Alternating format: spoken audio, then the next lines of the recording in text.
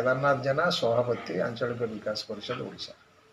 ଆପଣ 2009ରୁ 2024ରେ ତିନିଟା ପର୍ଯ୍ୟାୟରେ ନିର୍ବାଚନ ଦେଖିଲେଣି।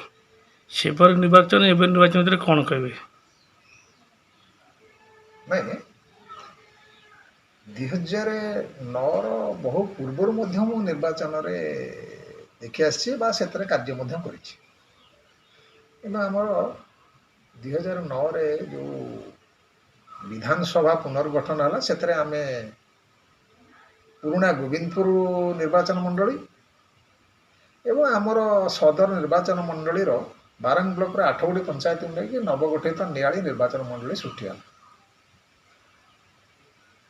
ସେ ସମୟରେ ଯେ ସାଧାରଣ ଜନତାଙ୍କର ନିର୍ବାଚନ ପ୍ରତି ଯେଉଁ ମନୋଭାବ ଥିଲା ଏବେ ତାହା ସମ୍ପୂର୍ଣ୍ଣ ବିପରୀତ।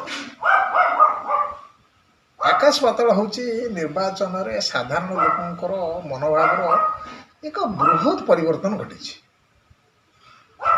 ମୁଁ ନିଜେ ବି ଅନେକ ନିର୍ବାଚନ ଲଢ଼ିଛି ଏବଂ ନିର୍ବାଚନ କାର୍ଯ୍ୟକ୍ରମରେ ଅଂଶଗ୍ରହଣ କରିଛି ଏବଂ ଅନେକ ପ୍ରାର୍ଥୀଙ୍କର ନିର୍ବାଚନ ପରିଚାଳନା ବି କରିଛି।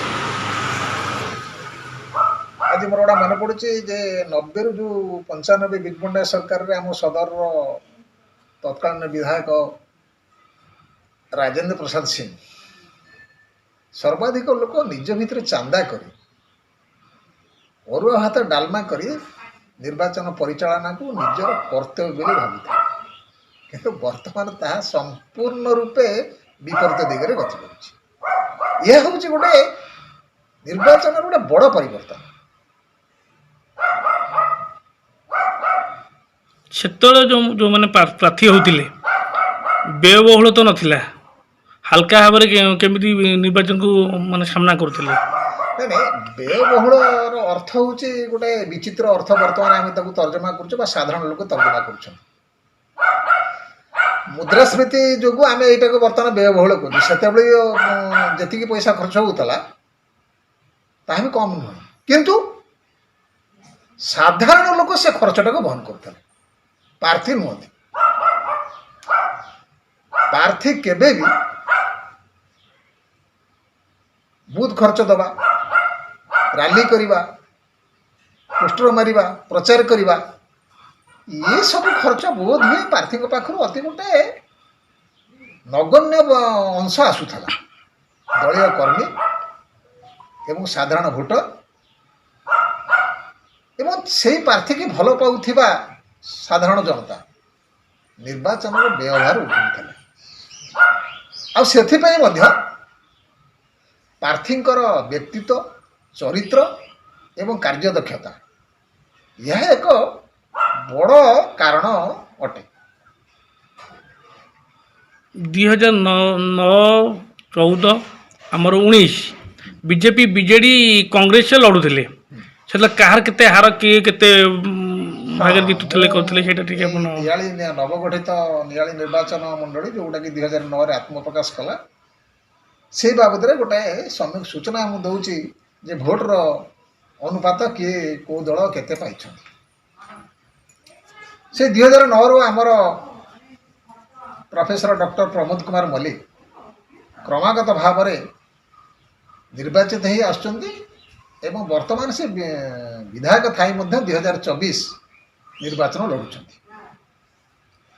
ପ୍ରଥମ ଥର ଯେତେବେଳେ ଡକ୍ଟର ମଲ୍ଲିକ 2009ରେ ଆସିଲେ ଏବଂ ଡାକ୍ତର ବୃତ୍ତିରୁ ଆସି ରାଜନୈତିକ କ୍ଷେତ୍ରରେ ନିଜର ଭାଗ୍ୟ ପରୀକ୍ଷା କଲେ, ନିଆଳି ନିର୍ବାଚନ ମଣ୍ଡଳୀରେ ତାଙ୍କ ପ୍ରତି ଏକ ଅଦ୍ଭୁତ ଜନସମର୍ଥନ ସୃଷ୍ଟି ହେଲା ଏବଂ ତାହା ଭୋଟରେ ମଧ୍ୟ ରୂପାନ୍ତରିତ ହେଲା।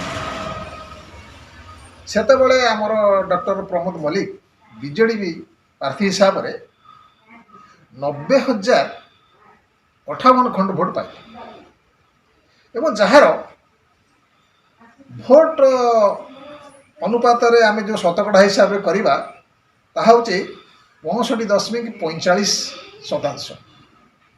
ତାଙ୍କର ନିକଟତମ ପ୍ରତିଦ୍ୱନ୍ଦ୍ୱୀ ଥିଲେ କଂଗ୍ରେସର ଆର୍ତ୍ତତ୍ରାଣ ମଲ୍ଲିକ। ଆଜ୍ଞା, ତାଙ୍କର ଭୋଟ ସଂଖ୍ୟା ହେଉଛି 40,005 ଖଣ୍ଡ ଏବଂ ତାଙ୍କର ଏ ଭୋଟର ରେସିଓ ହେଉଛି 28.55।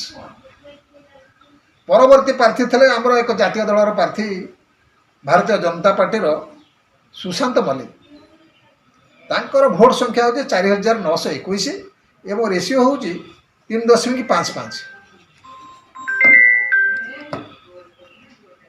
ଏବଂ ଏ ପ୍ରମୁଖ ତିନି ଦଳକୁ ଛାଡ଼ିଲା ପରେ ଇଣ୍ଡିପେଣ୍ଡେଣ୍ଟ ଜଣେ ଥିଲେ ସେ ହେଉଛନ୍ତି ସନ୍ଧ୍ୟା ରାଣୀ ଦାସ ସେ ପାଖାପାଖି 17,190 ଭୋଟ ଏବଂ ବିଏସ୍ପିର ଥିଲେ ସନ୍ତୋଷ ମଲ୍ଲିକ ସେ 1218 ଖଣ୍ଡ ଭୋଟ ପାଇଥିଲେ।